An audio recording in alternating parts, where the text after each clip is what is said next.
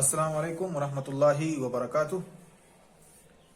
तो आज इंशाल्लाह हम लोग पढ़ेंगे ये मैथ 8 चैप्टर 9 है। इसमें हम लोग पढ़ रहे हैं इस चैप्टर में अलजेब्रिक एक्सप्रेशन के बारे में। तो अलजेब्रिक एक्सप्रेशन को हम स्टेप बाय स्टेप पढ़ रहे हैं, जैसे उसको कैसे जोड़ना हो, उसको कैसे घटाना हो, उसको कैसे ज़रब करना हो। तो अभी हम इस वक्त ज़रब पर प्रैक्टिस कर रहे हैं और ज़रब को सीख रहे हैं। इससे पहले हम लोगों ने मल्टीप्लाई करना सीखा था मोनोमियल को मोनोमियल से, यानी एक टर्म वाले को एक टर्म से। फिर हमने मोनोमियल को बाइनोमियल से, यानी एक टर्म वाले को दो टर्म वाले से मल्टीप्लाई करना सीखा। और फिर हमने सीखा कि मोनोमियल को ट्राइनोमियल से आप कैसे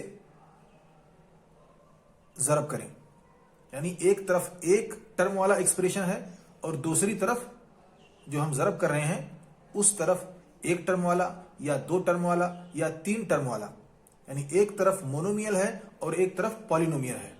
इसको हम ज़रब कर रहे थे अभी तक और इसको हमने सीख लिया। अब हम आते हैं पॉलिनोमियल को पॉलिनोमियल से ज़रब करना, यानी एक तरफ दो या दो से ज्यादा, एक या एक से ज्यादा, और दूसरी तरफ इसी तरह से एक या एक से ज्यादा, दो तीन चार टर्म वाले एक्सप्रेशन को हम मल्टीप्लाई करना सीखेंगे। आज का हमारा दर्स इसी पर है, यानी पॉलिनोमियल को एक या एक से ज्यादा टर्म वाले एक्सप्रेशन को दूसरे एक या एक से ज्यादा टर्म वाले एक्सप्रेशन पॉलिनोमियल से हम ज़रब करना सीखेंगे।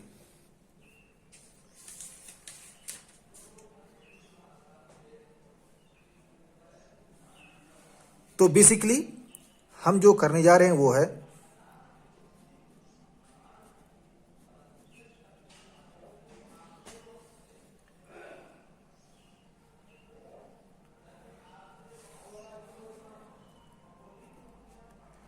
multiplying a polynomial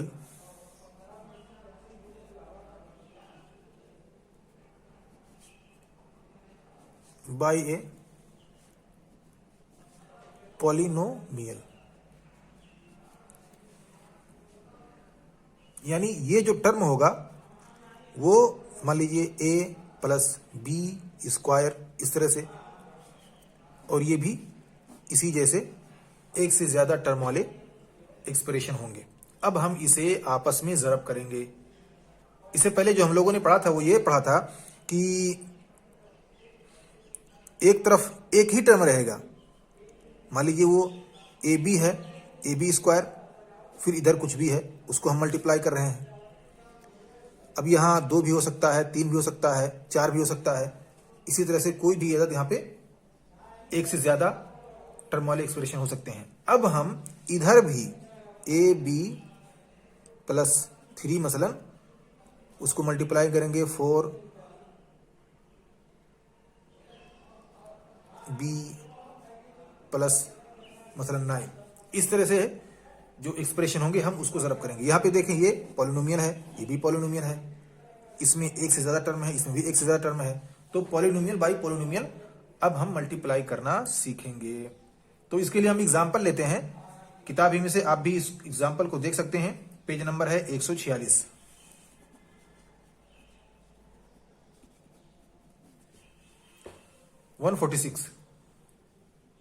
इसमें जो एग्जाम्पल दिया है बड़ा सिंपल है। हमें करना क्या है, 2a plus 3b, 2a plus 3b को हमें मल्टीप्लाई करना है किससे, 3a प्लस 4b, इसे मल्टीप्लाई करना है 3a प्लस 4b। अब यहां देखें 2a है प्लस 3b, इसको इस पूरे टर्म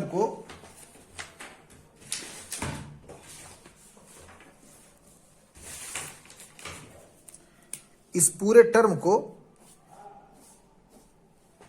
या एक्सप्रेशन को हम दूसरे एक्सप्रेशन से मल्टीप्लाई करेंगे। और आप जानते हैं डिस्ट्रीब्यूटिव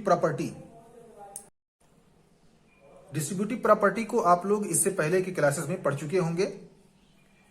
डिस्ट्रीब्यूटिव प्रॉपर्टी ये होता है कि आप उसको अलग अलग जगहों पे बांट देते हैं। मिसाल के तौर पर आपको 10 को ज़रब करना है 52 से, तो एक बार उसको आप ज़रब करेंगे 10 को 50 से और दूसरी बार 10 को ज़रब करेंगे 2 से। ये दोनों डिस्ट्रीब्यूटिव प्रॉपर्टी की तरह से आपने इसको हल कर दिया।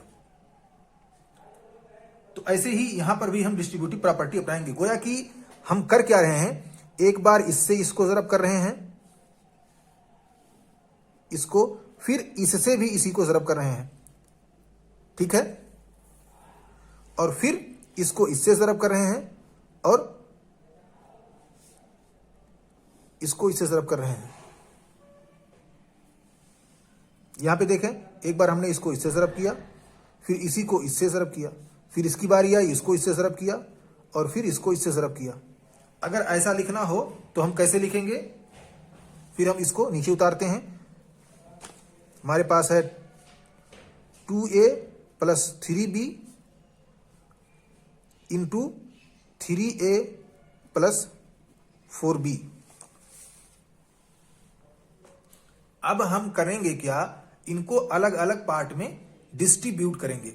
यानी हम एक बार इसको इससे ज़रब कर रहे हैं, फिर इसी को इससे ज़रब कर रहे हैं। अब हम यहां पे करेंगे क्या, हमने 2a को बाहर कर दिया और इसको उठा करके यहां रख दिया, 3a कर दिया प्लस 4b, इसको प्लस कर दिया। अब इसकी बारी आ गई, 3b को हमने रख दिया और इसको ब्रैकेट में रख के हमने कर दिया 3a प्लस 4b। अब यहां देखें, ये जो है एक बार इसके साथ ज़रब हो रहा है, फिर इसके साथ ज़रब हो रहा है, फिर ये इसके साथ ज़रब हो रहा है, इसके साथ ज़रब हो रहा है। तो अब यहां पे इसको हम और भी डिस्ट्रीब्यूट करते हैं और भी इसको हम तकसीम करते हैं। तो ये हो जाएगा 2a इंटू 3a, इसको ब्रैकेट में कर दें, फिर प्लस कर दें, फिर 2a इंटू 4b इसके साथ, यानी एक बार इसके साथ और एक बार इसके साथ, और फिर इसकी बारी आएगी तो इसको इसके साथ, इसको इसके साथ, फिर 2a इंटू 4b, फिर हम प्लस कर दें, इसको जोड़ दें। अब 3b की बारी आई, 3b इंटू 3a, फिर प्लस 3b इंटू 4b। तो इस तरह से हमने इसको अलग अलग डिस्ट्रीब्यूट कर दिया। अब इसको हम जोड़ दें, इसको जोड़ दें, इसको जोड़ दें, इसको जोड़ दें। अब आइए हम इसको हल करते हैं। अब हम जब यहां पे देखें ये सेम है, हम कंस्टेंट को, कोफिशिएंट को मल्टीप्लाई करेंगे, हो जाएगा 6। अब a को a में मल्टीप्लाई करेंगे, गोया कि ये 2a हो गया। तो 2a को अगर हम एक ही बार मल्टीप्लाई करते हैं, 2 बार a को, तो वो क्या हो जाता है, a स्क्वायर हो जाएगा, 6a स्क्वायर। अब फिर प्लस करें, अब इसकी बारी आती है। यहाँ पे क्या है, 2 है और ये a है और ये b है। अगर a होता तो स्क्वायर हो जाता, अगर यहाँ पे b होता तो b स्क्वायर हो जाता। लेकिन चूंकि ये अलग अलग है तो क्या होगा, ये हम इसको ज़रब कर देंगे और ab को लिख देंगे, तो हो जाएगा 8ab। अब चाहे 8ab हो या ba हो, दोनों बात एक ही है। अब इसको जोड़ते हैं, यहां पे देखें ba है, 3 3 का 9 हो जाएगा और ba हम इसको हूबहू ऐसे लिख देंगे। जब अदद सेम हो, यानी वेरिएबल जब सेम हो, एक जैसा हो, तो हम उसके कांस्टेंट नंबर को, उसके कोफिशिएंट नंबर को मल्टीप्लाई कर देते हैं और उसको हम स्क्वायर में लिख देते हैं, जैसा कि हमने यहां पे किया। लेकिन अगर अलग अलग हो तो हम उसको हूबहू ऐसे नकल कर देते हैं, सिर्फ उसके कांस्टेंट कोफिशिएंट को, नंबर वाले कोफिशिएंट को हम मल्टीप्लाई कर देते हैं। ये हो गया 9ba। फिर हम प्लस करें, अब यहां देखें 3 है, 3b है, इधर 4b है, तो यहां b मल्टीप्लाई हो रहा है b से, तो b स्क्वायर हो जाएगा, और ये 3 का मल्टीप्लाई करेंगे हम 4 से, ये हो जाएगा 12, तो 12b स्क्वायर। अब यहां एक चीज आप देखें,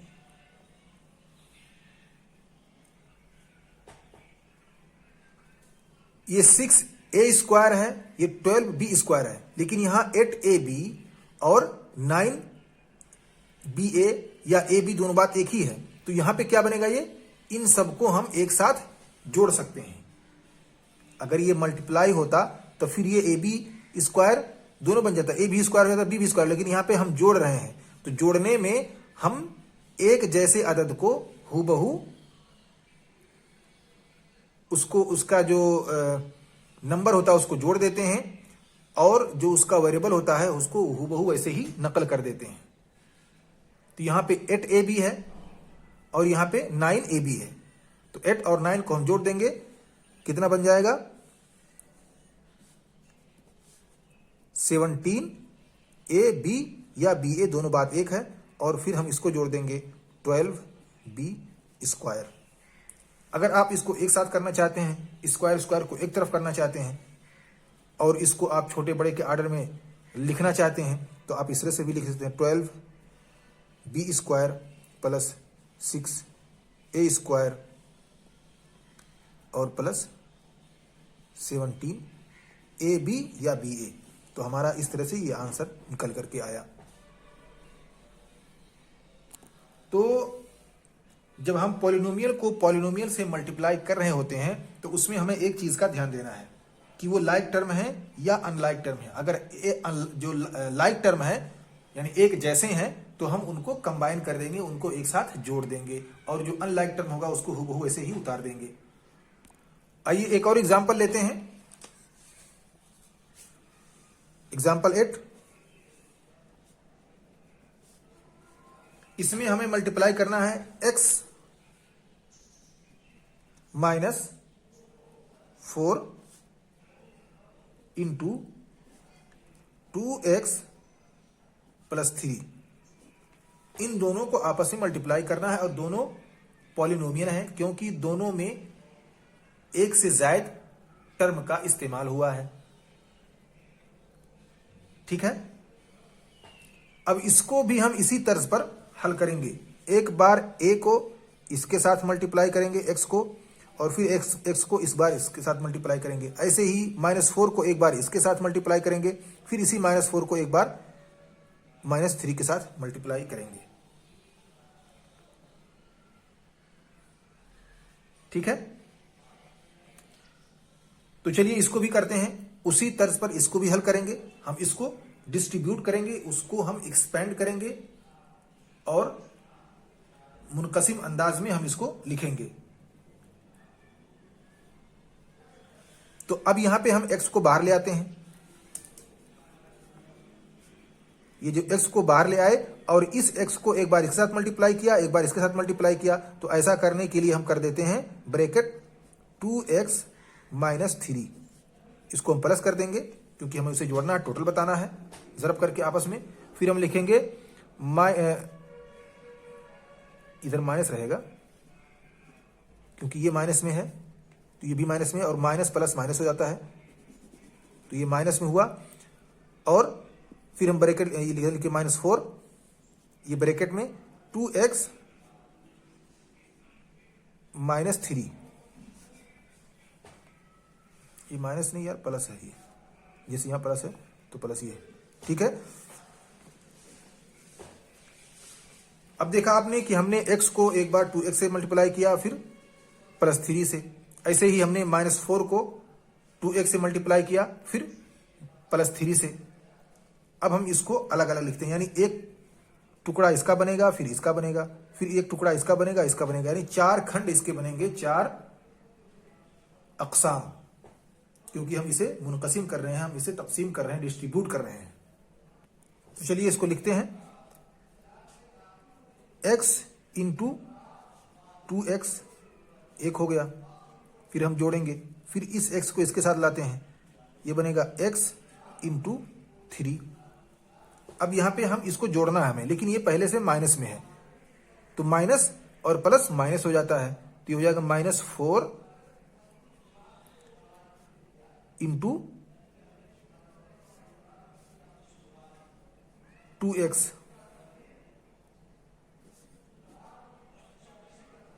और फिर ये माइनस है तो माइनस ही रहेगा, फिर 4 इंटू 3। अब इसको हम जोड़ते हैं। अब यहां देखें 2x है और इधर x है। x को हम मल्टीप्लाई कर रहे हैं 2x में, तो 2 तो अपनी जगह पे रहेगा, लेकिन ये जब x को एक और बार हम x करेंगे तो ये x स्क्वायर हो जाएगा, तो ये हो जाएगा 2x स्क्वायर। अब हम इसको जोड़ते हैं, प्लस कर देते हैं। हम x को 3 बार मल्टीप्लाई कर रहे हैं तो क्या बन जाएगा, ये 3x बन जाएगा।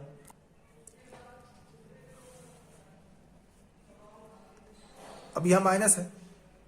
अब हम 4 को 2x से मल्टीप्लाई करेंगे तो क्या हो जाएगा 8x, लेकिन ये क्या होगा माइनस 8x, और फिर ये भी माइनस में है, और हम 4 को 3 बार मल्टीप्लाई करेंगे हो जाएगा -12। तो ये हमारा आंसर आ गया, यही हमारा आंसर है। 2x square plus 3x minus 8x minus 12, ये हमारा आंसर है। अब इसको हम छोटा कर सकते हैं, क्योंकि यहां पे प्लस 3x है, यहां माइनस 8x है, तो हम इसको आपस में इनको जोड़ सकते हैं इसको, क्योंकि ये दोनों लाइक टर्म है। इसको हम कुछ नहीं कर सकते क्योंकि ये अनलाइक है और ये भी अनलाइक है, तो हम इसको यहाँ पे जोड़ सकते हैं क्योंकि ये दोनों लाइक टर्म है। तो हम +3 को 8 माइनस के साथ करेंगे, हो जाएगा -5x, और इसको हूबहू ऐसे नकल कर देंगे, इसको हूबहू ऐसे नकल कर देंगे, ये हो जाएगा 2x square minus 5x minus 12। ये हमारा फाइनल आंसर रहा। ठीक है। एक और एग्जांपल प्रैक्टिस कर लेते हैं। हम मल्टीप्लाई करेंगे a प्लस 7 को, हमें मल्टीप्लाई करना है b माइनस 5 से। किससे? b minus 5। इसको भी हम वैसे ही इस्तेमाल करेंगे जैसे हमने पहले किया। ठीक है।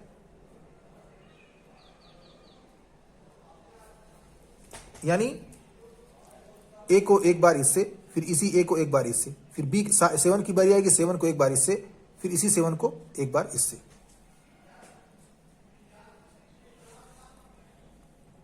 अब अगर आप एक्सपर्ट हो गए हैं तो आप उसको डायरेक्टली कर सकते हैं, और अगर चाहें तो स्टेप बाय स्टेप आप इसको हल करते हुए जा सकते हैं। तो सबसे पहले हम एक सिंपल अंदाज में इसको लिख लेते हैं।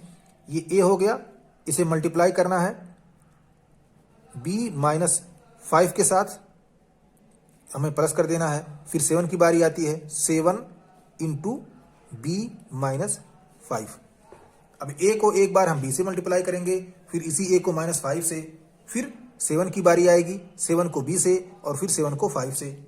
तो अगर आपको डायरेक्टली करना है तो आप डायरेक्टली कर सकते हैं, या अगर आपको उसी अंदाज में जैसे कि मैंने पहले बताया कि आप इसको अलग अलग लिख लें, फिर उसके बाद उसको जोड़ें और मल्टीप्लाई करें, दोनों तरीकों से आप कर सकते हैं जो आपके लिए आसानी हो। तो चलिए हम इसको डायरेक्ट भी करते हैं ताकि कुछ नई चीज सीख सकें।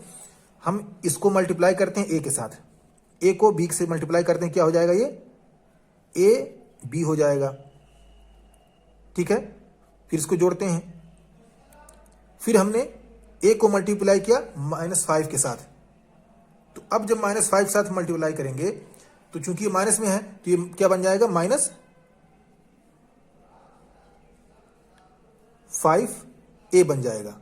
अब बारी आती है 7 की, हम 7 को मल्टीप्लाई करेंगे b के साथ, क्या बन जाएगा, 7b बन जाएगा, और फिर इसी 7 को -5 के साथ मल्टीप्लाई करेंगे और ये बन जाएगा -35। तो आपने देखा कि सब अलग अलग है, ए बी अलग है। ए बी या बी ए होता तो हम उसको जोड़ सकते थे, लेकिन यहां पे कोई अलग से बी ए या ए बी नहीं है, तो ये अकेला टर्म हो गया। ऐसे ही देखें, यहां -5a है, -5a है, ये भी अकेला टर्म है। यहां पे देखें कोई भी a नहीं, यहां पे b है। अगर ये होता तो हम इसको जोड़ देते, तो ये भी अकेला एक टर्म हो गया। अनलाइक टर्म है, उस जैसा यहाँ पे कोई नहीं है। 7b है, यहाँ पे कोई b नहीं है, यहाँ b है लेकिन a के साथ है, लेकिन ये अकेला है इसलिए भी अकेले रहेगा, और -35 भी अकेले रहेगा। ये हमारा टोटल आंसर रहा।